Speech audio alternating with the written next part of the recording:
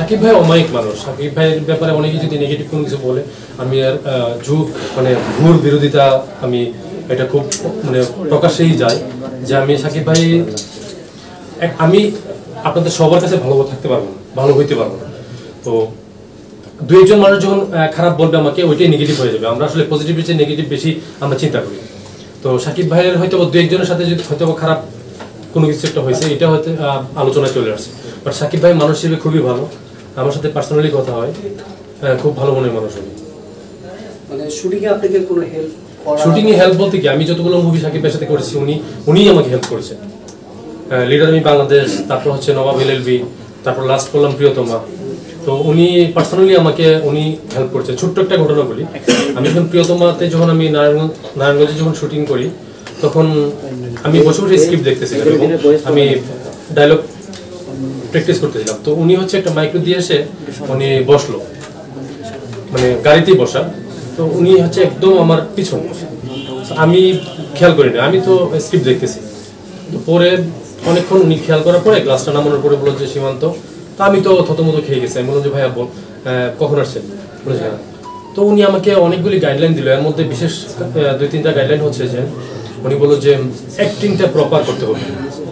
Acting এর উপরে কোনো কিছু নেই, তোর লুক, তোর ফাইট, হাইট সব কিছু ঠিক আছে, বাট অ্যাক্টিংটা যদি তুই প্রপার করতে পারিস তাহলে আমি মনে করি তোর একটা জায়গা তৈরি হয়ে যাবে। তো এভাবে আমার মনে হয় না যে অন্য কাউকে উনি এভাবে এত ভালো প্রপার গাইডলাইন দিয়েছে বলে আমি জানি না, হয়তো আমাকে হয়তো খুব ভালোভাবে উনি দিয়েছে এবং আমাকে খুব পছন্দ করেছে।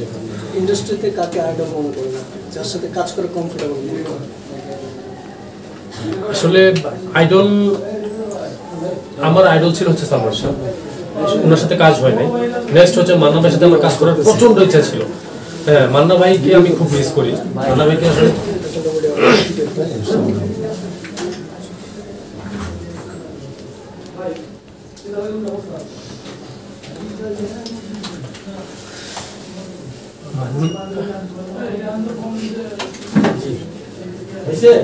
মান্না ভাই আসলে চলে যাওয়া আমাদের ইন্ডাস্ট্রির জন্য অনেক বড় একটা ক্ষতি। আমি শুধু একটা রিকোয়েস্ট করব আপনাদের মাধ্যমে সাকিব ভাইয়ের কাছে, আমাদের ফিল্ম ইন্ডাস্ট্রির যেই ক্ষতিটা বা যেই অবনতিটা হয়েছিল, তো সেটা সাকিব ভাই যদি চেষ্টা করেন, সাকিব ভাই যদি চিন্তা করে যে না ফিল্ম ইন্ডাস্ট্রিকে উনি অন্য পর্যায়ে নিয়ে যাবে, ডেফিনেটলি পসিবল। ওনার পিছনে উনি যত মানুষ যত কিছুই বলুক, উনি ওদিকে কান্না দিয়ে যদি উনি চায় যে ফিল্ম ইন্ডাস্ট্রিকে উনি ওনার মতো করে নিয়ে যাবে, আমি মনে করি সম্ভব। তো সাকিব ভাই, আপনার কাছে শুধু একটা রিকোয়েস্ট যে আপনি অন্যদিকে কান্না দিয়ে আপনি ফিল্ম ইন্ডাস্ট্রিকে অনেক দূর এগিয়ে নিয়ে যান।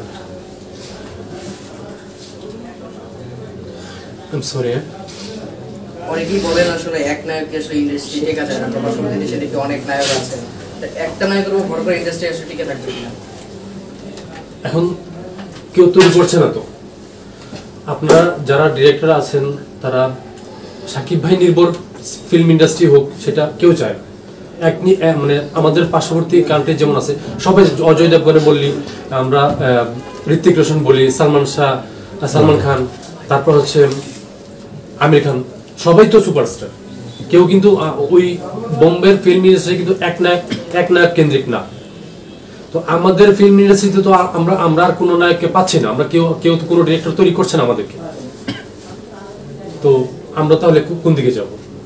অনেকে বলে থাকেন সাকিব ভাই আসলে নতুন যে নায়ক তাদেরকে আসলে উঠতে দেয় না, আপনি তো কাজ করছেন তার সঙ্গে। ভুল ধারণা, এটা যদি কেউ বলে তাহলে ভুল, একদম 100% ভুল এবং মিথ্যা কথা। এটা কেউ কাউকে আটকে রাখতে পারে না, কেউ কাউকে। সাকিব ভাই যখন 3 নাম্বার নায়ক, তখন তো অনেক সুপারস্টার ছিল বাংলাদেশে, উনি ওনাকে আটকে রাখতে পারছে কেউ? উনি ওনার জায়গা ঠিকই তৈরি করে নিয়েছে। আচ্ছা, আমার একটা প্রশ্ন ছিল, আপনি যতগুলো ছবি করেছেন সবগুলোতেই কি ভিলেনের চরিত্রে অভিনয় করেছেন? হ্যাঁ, আমি নেগেটিভ ক্যারেক্টারই বেশি প্লে করি। আচ্ছা, ভবিষ্যতে যদি কখনো হিরোর চরিত্রে অভিনয়ের প্রস্তাব আসে কি করবেন? আমি এই মুহূর্তে আমার মনের মধ্যে নেগেটিভ ছাড়া কোনো কিছু কাজ করে না। আমি আগেও বলেছি আমি সবসময় নেগেটিভ কাজ করতে চাই। আমাকে একজন ডিরেক্টর যদি বলে যে তুমি হিরো হবা, আমি সরাসরি রিফিউজ করব। আপনি অ্যাক্টিং যেই লুকে আছেন, আপনি কি মুভিতেও সেম এই ধরনের লুক? মুভিতে আমি তো 13-14টা 15টা মুভির মতো করেছি, আমি এক এক মুভিতে এক এক ধরনের লোক। হ্যাঁ, যেহেতু আপনি নেগেটিভ চরিত্রে কথাই বলেন নিজে থেকে, তো সিনেমায় আমরা যেটা দেখি যে নেগেটিভ যারা হচ্ছে ভিলেন থাকে তারা তো নায়িকাদের ধরে নিয়ে যেতে চায় এবং হচ্ছে তাদের পিছনে দৌড়াবে। আপনি কি খালি পিছনেই দৌড়াবেন না আগাবেন পিছনে, বা এটার কোনো পরিকল্পনা? পিছনে দৌড়ানো বলতে নায়িকার পিছনে দৌড়ানো? হ্যাঁ, নায়িকা তো পিছনেই দৌড়াবো, নায়িকা যখন ভাগবে তখন তো ভিলেন পিছনেই দৌড়াবে, সামনে দৌড়ালে তো হবে না। মানে সামনের দিকে যাবেন কিনা? সামনের দিকে আমি প্রশ্নটা বুঝি নাই, সামনের দিকে আপনি নায়ক হবেন কিনা ওইটারই আমি নায়ক হবো কিনা না, তাহলে ওই প্রশ্নের উত্তর আমি আগেই দিয়েছি যে আমি আসলে এই মুহূর্তে আমার কমলা চিবিয়ে খাওয়ার অভ্যাস ছাড়া আমার কোনো কিছু কাজ করে না। আচ্ছা ভাইয়া, সর্বশেষ একটা কথা হচ্ছে ফিল্মে কিন্তু অলরেডি অনেক হিরো আছে, যদি সিরিয়াল ধরি তাহলে মনে হয় আমরা 8-10টা হিরো পাই, একেবারে নীরব ভাই, ইমন ভাই বা জায়েদ খান সহ, সাইমন সহ। তো এরা কেন মানে এই শাকিব খানের পর্যায়ে আসতে পারতেছে না কেন? হয়তো তাদের ডেডিকেশনটা ওইরকম নাই। যেমন আমি একটা জিনিস বলি, সিম্পল একটা এক্সাম্পল দিই, টাইগার শ্রফ, সে হচ্ছে অ্যাক্টিংও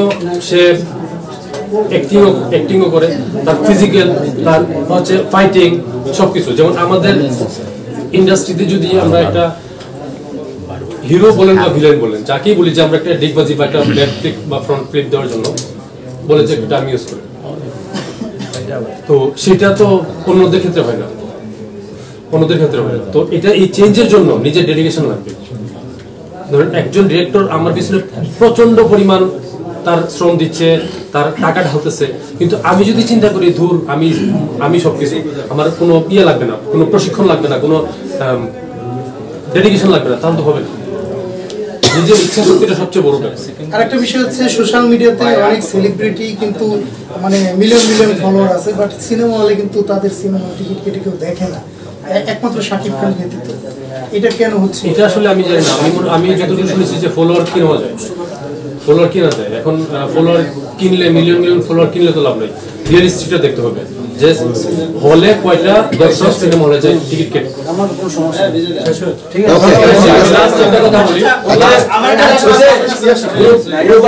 গ্রুপ আরেকটা আছে। আচ্ছা ভাইয়াকে বলেন, বলেন ভাইয়া, শেষ কথাটা বলেন। এসবির নায়িকা ইয়ার রিয়েলি আপু কি আসবেন, মানে আসার সম্ভাবনা আছে কিনা একটু যদি বলেন। কারণ সবাইকে দেখতে পাচ্ছি কিন্তু নায়িকাকে আমরা দেখতে পাচ্ছি না। না, এটা তো সবারই প্রশ্ন, এটা অনেকেই আসলে জিজ্ঞেস করছে। ওর সঙ্গে যখন আমার লাস্ট কথা, ও কয়েকদিন ধরে ও একটু অসুস্থ। লাস্ট একটা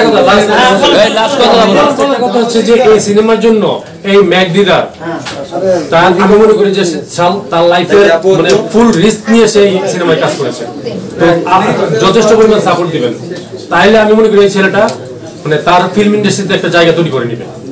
ধন্যবাদ সবাইকে। ধন্যবাদ যে এত আমাদের ওয়েদারটা খুব রাফ এখন, এই রোদ এই বৃষ্টি, তো আমি আসার সময় অর্ধেক রাস্তায় বৃষ্টিতে ভিজে গেছি, আবার আসার সময় শুকিয়ে গেছি। তো এখন আপনাদেরকে ধন্যবাদ জানাই এর জন্য যে এরকম একটা ক্রান্তি একটা ওয়েদারের মধ্যে আপনারা এসে এখানে আপনাদের মূল্যবান সময় দিয়েছেন আমাদেরকে, তো এই জন্য অনেক ধন্যবাদ আপনাদেরকে। আমি যখন আমার ইয়াং ডিরেক্টর অনেক বিশ্বাসের কাছ থেকে যখন আমি খুদা হাফিজের অফারটা পাই, তখন আমি খুদা হাফিজ নামটা শোনার পরই আমার কেমন একটা ভালো লাগা কাজ করে। আমি সাথে সাথে গল্প শোনার আগেই বললাম যে ভাই আমি কাজ করবো, এবং ওনার সাথে আমার একটা অন্যরকম একটা সম্পর্ক, যে খুবই ফ্রেন্ডলি একটা সম্পর্ক, তো সেই কারণে আমি ওনাকে না করতে পারিনি। আমি বললাম যে ভাই আপনি গল্প পরে শুনবো, আমি কাজ করবো, আপনি ডেট কখন লাগবে আমাকে বলবেন। তো একদিন আসলাম অফিসে, আসার পরে গল্প শুনাইল, খুবই ভালো লাগছে এবং দুর্দান্ত একটা গল্প। নতুন একটা ডিরেক্টর মাল্টি কাস্টিং নিয়ে এত বড় রিস্ক নিয়ে যে কাজটা করছে উনি, আসলে ওনার মনে হয় ওনার উপরে ওনার মায়ের দোয়া, ওনার সৃষ্টিকর্তার দোয়া আছে যে উনি কাজটা সুন্দরভাবে শেষ করতে পেরেছেন। আর আরেকটা কথা বলতে চাই, আমার এই বাম পাশে বসে আছেন হচ্ছে দিদার সাহেব, দিদার ভাই।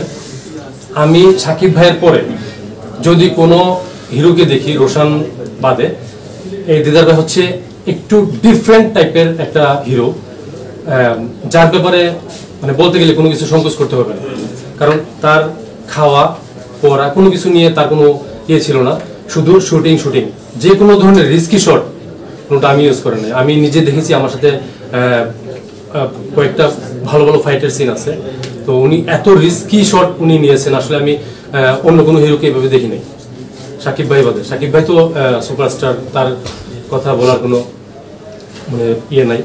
তো আশা করছি এই মুভিটাতে দিদার ভাইয়ের একটা টার্নিং পয়েন্ট হবে, যদি আপনাদের মাধ্যমে দর্শকদের কাছে আমরা এই সিনেমার গল্পটা পৌঁছাতে পারি। ভাই আপনার চরিত্র বিষয়টা একটু। আমার চরিত্র হচ্ছে টনি, মানে খুব ঝাকাস একটা ক্যারেক্টার। মানে আমি পুরা হচ্ছে একদম রাফ, উল্টাপাল্টা 69 টাইপের কাজ কারবার আমার কাছে, তো দেখলে বুঝতে পারবে। কমলা হচ্ছে আমি ছিলে খাই না, কমলা হচ্ছে মানে চিবে মানে একদম চাপ দিয়ে হচ্ছে রস খাই, এই টাইপের ক্যারেক্টার। ভাইয়া এই যে সাকিব ভাইয়ের কথাই যেহেতু বললেন যে সাকিব ভাইয়ের সাথে আপনি ভিলেন চরিত্রে অভিনয় করেছেন, বড় পর্দাও কাজ করেছেন, মানে কাজে এখনকার সময় যাদের সাথে কাজ করছেন সাকিব ভাইয়ের সাথে মানে যদি আমরা বলি কতটুকু এগিয়ে যাচ্ছে ফিল্ম ইন্ডাস্ট্রি, আপনি কতটুকু মনে করছেন? ফিল্ম ইন্ডাস্ট্রি যখন আমরা যখন ছোট ছিলাম তখন আমরা তো ফিল্মটা হচ্ছে সোনালী যুগ ছিল তখন। মানে আমি চুরি করে টিকিটের টাকা ইনকাম করে হচ্ছে আমি সিনেমা দেখতে গেছি, ওই সময়টা ছিল। বাট মাঝখানে সিনেমার 10 একটা নেমে গেছিল, আপনারা সবাই জানেন। তো আমি হোপফুল যে এবং খুবই আশাবাদী যে সিনেমাটা আবার পরিবর্তন হয়ে আসছে এবং পরিবর্তন হয়ে গেছে অলরেডি। কারণ লাস্ট 2-3 বছর আমাদের যতগুলো সিনেমা রিলিজ হয়েছে ম্যাক্সিমাম সিনেমায় হচ্ছে মানে সুপারহিট, বাম্পার হিট হয়েছে, এবং ম্যাক্সিমাম হচ্ছে যারা লগ্নি করেছে তাদের টাকা উঠে গেছে, আমি শুনেছি। সাকিব ভাইয়ের সাথে আপনি কাজ করেছেন, তাছাড়া হচ্ছে সাকিব ভাইয়ের একটা ক্লোজ আপনি ছিলেন, যতটুকু সিনেমাতেও দেখেছি আপনি ব্যক্তিগতভাবেও দেখলাম যে কাজগুলো করতে মানে ওই সময় কাজ ছবিটা বেশি দেখতেন টিকিট কেটে তো সাকিব ভাইয়ের ছবি অবশ্যই দেখছি। আর আমরা যখন ছোট ছিলাম তখন তো সাকিব ভাই হচ্ছে নতুন, তো তখন আমি ম্যাক্সিমাম ছবি হচ্ছে দেখা হয়েছে যে রুবেল ভাই, মান্না ভাই, আর হচ্ছে ইলিয়াস কাঞ্চন, এদের ছবিগুলো হচ্ছে আমাদের সময় হচ্ছে এই ছবিগুলো বেশি ছিল। তারপর হচ্ছে সাকিব ভাই আসছে, ওমর সানি ভাইয়ের ছবিও আমি দেখছি অনেক। এখন তো সাকিব ভাই হচ্ছে ফিল্মে খুব ভালো ভালো ছবি দিচ্ছে, তার সাথে নেক্সটে কোনো ছবি করবেন বা করার কোনো প্ল্যানিং আছে কিনা? হ্যাঁ, আমার 2টা মুভির ব্যাপারে কথা হয়েছে সাকিবের সাথে, বাট কতটুকু আসলে মুভি আমরা ডিক্লেয়ার দিই, বাট পরে হয় না এক সময়। তো অনেক কারণ থাকতে পারে, রাজনৈতিক কারণ থাকতে পারে, বা প্রডিউসারের ঝামেলা থাকতে পারে, বা কিন্তু ফিনান্সিয়াল প্রবলেম থাকতে পারে, যে কারণে হয়তো অনেকগুলি ছবি ডিক্লেয়ার হওয়ার পরেও হয় না। বাট দেখি, আশা করছি সাকিবের সাথে নেক্সট আরো কয়েকটা মুভিতে কাজ হবে। পাশে হচ্ছে ইলার খান সীমান্ত, আরো অনেকেই আছেন, সানজু জন আছেন, আমান রেজা আছেন, SN জনি আছেন, অনেকেই কাজ করেছেন। তো এই যে সবাইকে নিয়ে কাজ করছি আমি, সবাই আসলে দীর্ঘদিন ধরে আমার সঙ্গে পরিচিত। তো আমার কাছে নিজের কাছে মনে হয়েছে যে আমি যে প্রথম আসলে সিনেমাটি করবো, সেই সিনেমাটা একজন মেকার হিসেবে আসলে আমার সাকসেসটা কতটুকু আসতে পারে, একটা প্রজেক্ট থেকে আমি যখন স্টার্ট করবো আমার একজন মেকার হিসেবে আসলে কতটুকু আসতে পারে। তো সেই জায়গা থেকে কনফিডেন্স লেভেল ওরকম হাই না হলেও তো আমার নিজের কাছে যেটা মনে হয়েছে যে আমি যদি একটা কাজ আমি শুরু করতে যাই, আমি অনেক বড় কোনো আর্টিস্ট আমি কাজ করতেই পারি, কিন্তু একজন মেকারের সঙ্গে নিজের তৃপ্তির একটা জায়গা থাকতে হবে। সেই জন্য আমি একটা নতুন টিম নিয়ে, নতুন ছেলেমেয়েদেরকে নিয়ে, নতুন একটা টিম নিয়ে, টেকনিক্যাল টিম নিয়ে আমি স্টার্ট করেছি আমার যে খোদা হাফেজটা, এবং এই প্রজেক্টটা হচ্ছে প্রায় 1.5 বছর পরে আমি এভাবে কাজ করছি।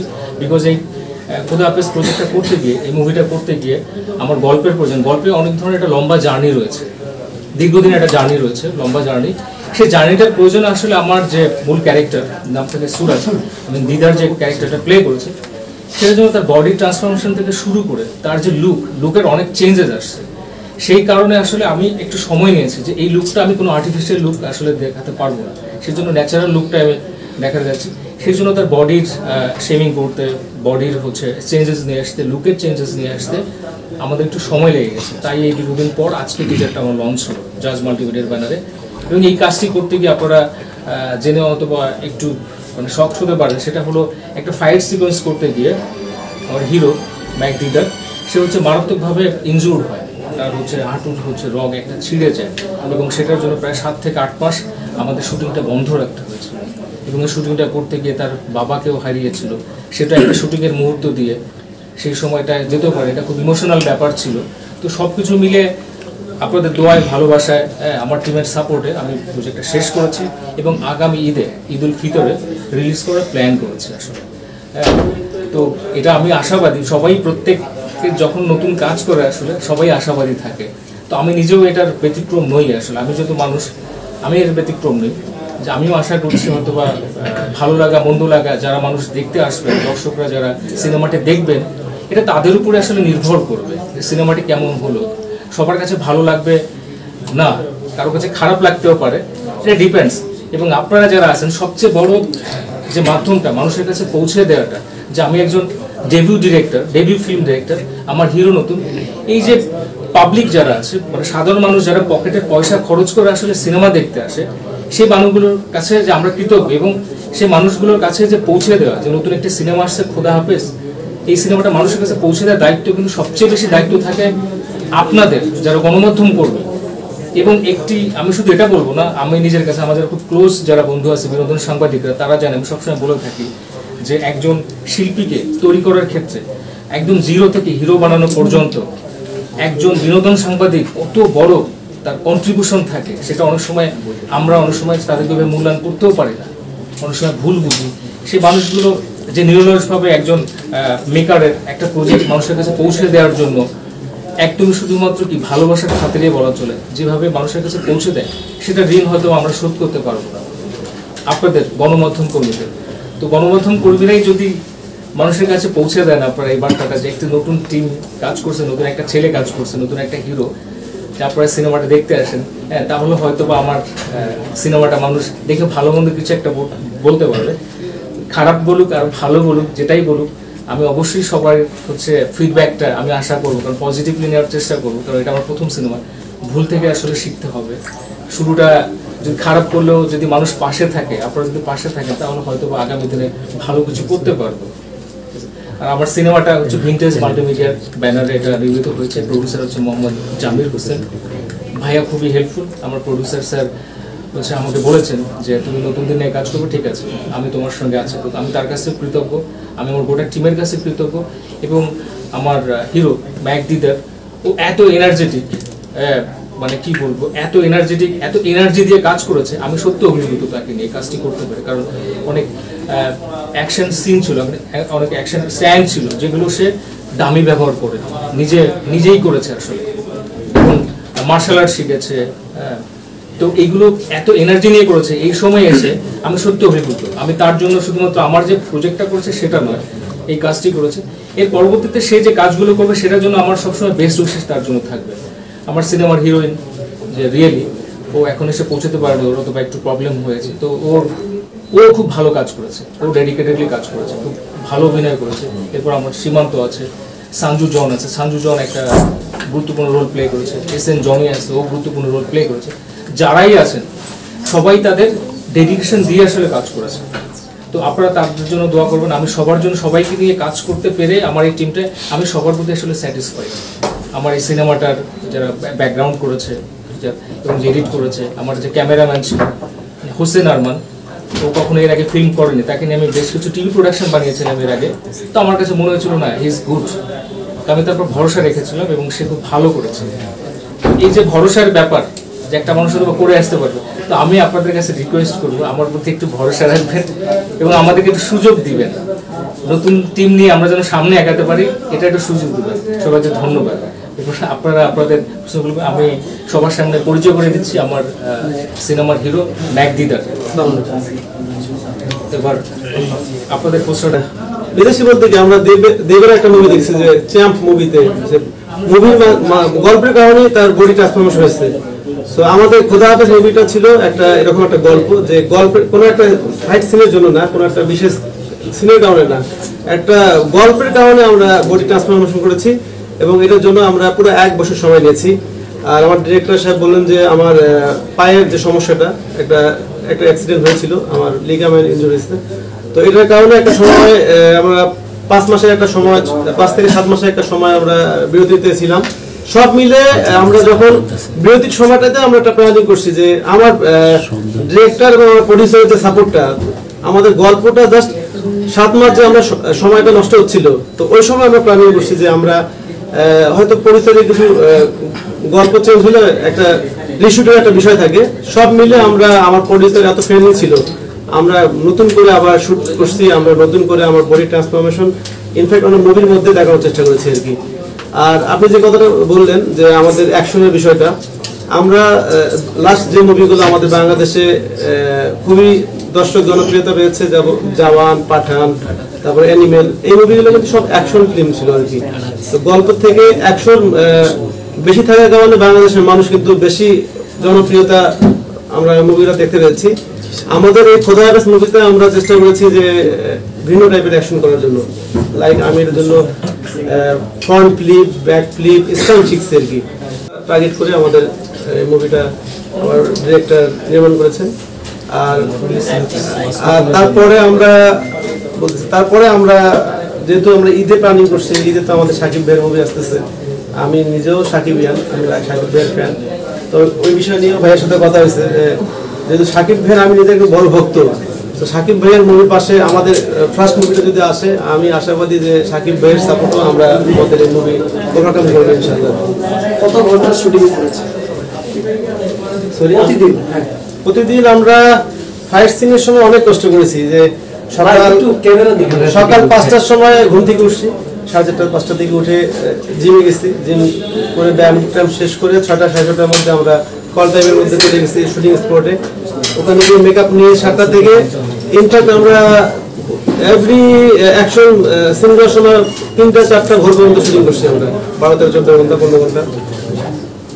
আচ্ছা ডিরেক্টর সাহেব, আপনার হচ্ছে বাজেট কত ছিল এবং আপনি কি প্রত্যাশা করছেন যে এটা আপনি ওভারকাম করতে পারবেন? সেটা আগে করলেন নাকি কোনটা কোন থেকে আছে?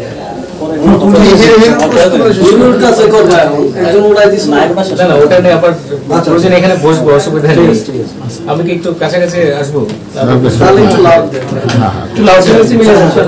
Thank you. আপনি যে বাজেটের কথা বলেছেন, এটা বাজেট তো আসলে এটা সিক্রেট ম্যাটার, হ্যাঁ বাজেটের ব্যাপারটা। আমরা এখন বর্তমান সময়ে সিনেমা বানাতে সাকিব ভাই ছাড়া অন্যান্য যারা আছেন, এটা নর্মালি সিনেমা বানাতে কত টাকা খরচ হয় এটা কম বেশি বোধহয় আমরা সবাই জানি। আমার মুখে যেটাই বলি না, এটা কম বেশি সবারই আমাদের একটা আন্দাজ আছে। তো বাজেট আমার প্রডিউসার যেখানে যেটা আমরা লিখেছি সেটা খরচ করেছে, হ্যাঁ এক্স্যাক্টলি আমি অ্যামাউন্টটা হয়তো আমি শেয়ার করতে পারছি না, এটার জন্য দুঃখিত। তবে আই হোপ আমার এটা রিকভারি হয়ে যাবে। কারণটা হচ্ছে এখনকার সময় তো আসলে যেহেতু আমাদের হল সংকট দেশে, মানে আপনার সিঙ্গেল স্ক্রিনগুলো আসলে দিনে দিনে কমে যাচ্ছে, মাল্টিপ্লেক্সগুলো বাড়ছে। তো এটা ওভারঅল সবার জন্য, যেহেতু একটা ফ্যামিলি সেন্টিমেন্ট থাকবে, এটা একটা ন্যাশনাল ইস্যুসও বলা চলে। তো সমস্ত হল থেকে তো এখন আপনারা জানেন খুব বেশি টাকা হয়তো আসে না বড় মুভি ছাড়া। তো স্পন্সর্স, তারপর হচ্ছে আপনার ওটিটি প্ল্যাটফর্ম, তারপর হচ্ছে আপনার ডিজিটাল রাইটস, এইগুলো মিলিয়ে টিলে সবকিছু আমি হয়তো আমার প্রডিউসারকে পুরো টাকাটা রিকভারি করতে পারবো, এটা আমার নিজের জায়গা থেকে। এবং আমার প্রডিউসার স্যার যিনি আছেন, ওনার নিজস্ব একটা প্ল্যান আছে, আসলে উনি ওনার জায়গাটা হয়তো সেটা ভালো বুঝেন, উনি খুব ভালোভাবে জানেন কিভাবে টাকাটা রিকভারি করতে হবে। তো এই জায়গাটা কিন্তু আমি স্যাটিসফাইড এবং আমি অনেকটা নিশ্চিত আর কি। সিনেমা থেকে দর্শকদের উদ্দেশ্যে কোনো ভালো মেসেজ আছে কিনা? সিনেমা থেকে দর্শকদের উদ্দেশ্যে আসলে সবাই তো আমরা বলি যে সিনেমা থেকে মানুষের, এখান থেকে মানুষ শিখবে। আসলে মেসেজ বলতে একটা গল্প আসলে আমি এখানে রান করার চেষ্টা করেছি, একটা জার্নি দেখানোর চেষ্টা করেছি। তবে কেউ কেউ যদি এটার সঙ্গে নিজেকে রিলেট করতে পারে, আই থিঙ্ক সে হয়তো নিজে এখান থেকে কোনো না কোনো মেসেজ পেতে পারে। সোশ্যাল মেসেজ থাকলে থাকতে পারে, কিন্তু আমি নির্দিষ্ট করে জোর করে বলবো না যে নির্দিষ্টভাবে মেসেজের জন্যই সিনেমাটা বানিয়েছি, না, এটা তো মিথ্যে বলা হবে। আমি একটা গল্প বানিয়েছি, যে গল্পটাই মানুষ যদি রিলেট করতে পারে তাহলে হয়তো তার নিজের জীবন, সামাজিক জীবনে কিছু মেসেজ হলেও পেতে পারে। ভাই সিনেমার নামটা খোদা হাফেজ কেন রাখবেন আসলে? খোদা আরবি নামটা কেন? তো ভালো প্রশ্ন এটা, থ্যাংক ইউ ভেরি মাচ। খোদা হাফেজ এই নামটার সঙ্গে আমার পার্সোনালি হচ্ছে একটা ইমোশন খুব কাজ করে, কেন জানি না। এবং গল্পের আপনারা দেখতে, মানে যখন সিনেমাটা দেখবেন, দেখলে হয়তো মনে হবে যে না খোদা হাফেজ নামটা আসলে কেন। হ্যাঁ, তো নিজের একটা ভালো লাগার জায়গায় একটা কাজ করছে খোদা হাফেজ। হ্যাঁ, তারপর হচ্ছে আমার গল্পটাও ঠিক ওইভাবেই আগাচ্ছে, একটা জায়গায় মনে হবে যে না এই গল্পটার নামটা খোদা হাফেজটাই ঠিকঠাক আছে।